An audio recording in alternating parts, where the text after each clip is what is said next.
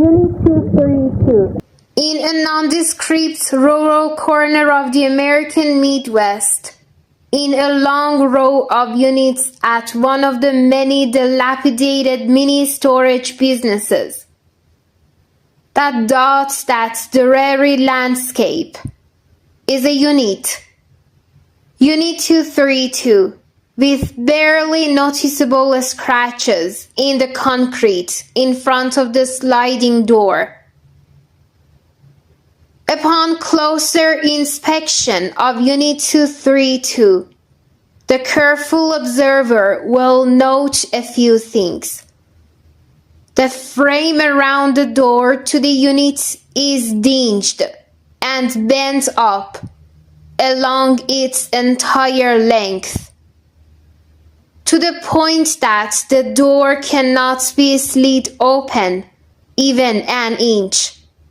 The door itself is curiously warped. Some describe it as pinched at the center, though not badly enough to see at first glance. The brown tan paint covers up several much older layers that can be observed where chipping has occurred. An even more careful observer will discover that the entire row of units in which 232 is contained is of an older architectural style than the other rows, indicating that it alone has remained in place, possibly since the inspection of the storage facility. The owner, of course, has a story about Unit 232, although he doesn't like to tell it. When he was much younger, someone rented the unit, he doesn't recall who, and then disappeared after that, never paying the next month's rent.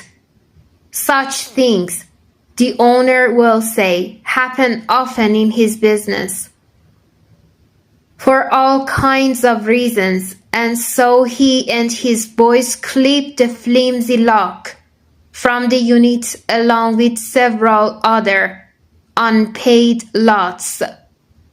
A few weeks later, intending to sell its contents at blind auction and recoup some of their losses.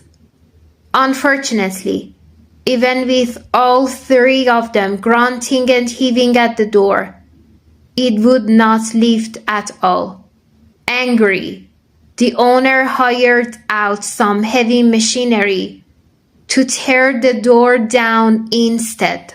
Behind the door, the owner says, was nothing but a solid wall of dull steel. The small back who tore the flimsy aluminum door out easily, but barely made a scratch in the metal. Exploratory cuttings elsewhere around the unit reveal that the same metal pressed against every wall.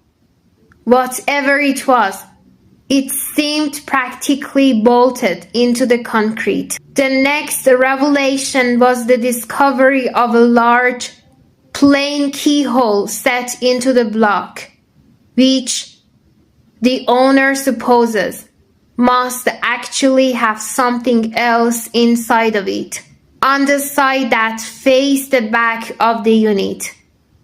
A locksmith was hired to examine the keyhole, but the moment he began feeling out the hole with his turning tools, he fainted clean away. When he came to an hour or so later, he was in such bad shape that his eyes would not focus and his tongue would not form words, and he was eventually committed to the county mental health ward, back when it was still called an asylum, the owner will say.